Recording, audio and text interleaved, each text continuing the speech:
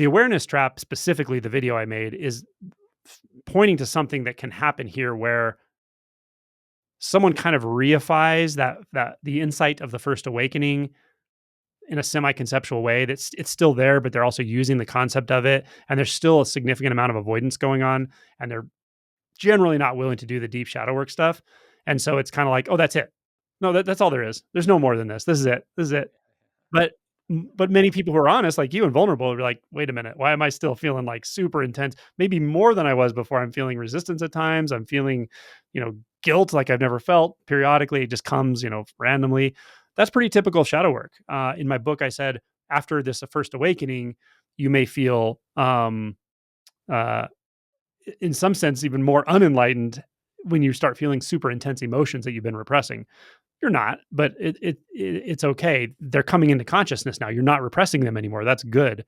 But it can feel like an overwhelm or an overload to the ego that's beaten up and battered by the awakening, but it's still kind of there. It's still trying to reify itself apart.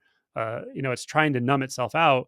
And to that, this can feel like overwhelming. But to your energetic body, to the energetics of it, it's not overwhelming. You can actually handle it. And over time you start to realize like, oh yeah, I can feel profound shame. I can feel hopelessness. I can feel helplessness. I can feel all these are emotions. They're emotions. I can feel fear. I can feel grief. I can feel anger. And so the repressed emotions start knocking at the door, like the lost children start knocking at your door.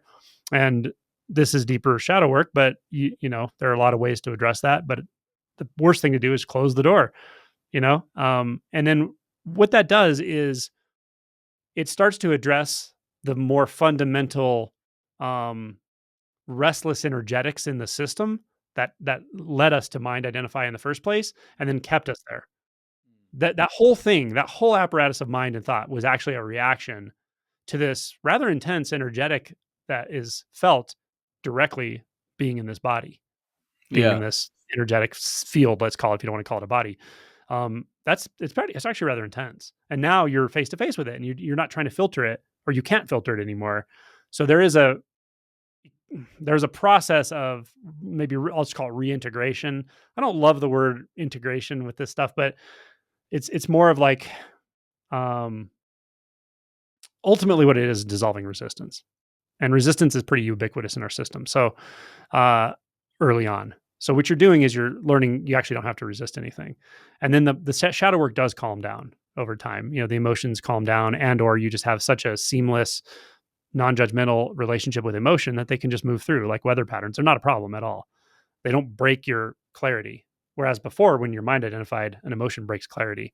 When you start feeling an intense emotion, where'd my clarity go? All of a sudden, you're in your head, right? But over time, it's like, oh, yeah, there's this clarity is here regardless of what I'm feeling. It's not going anywhere. So the clarity becomes more stabilized. The clarity, call it awareness, whatever.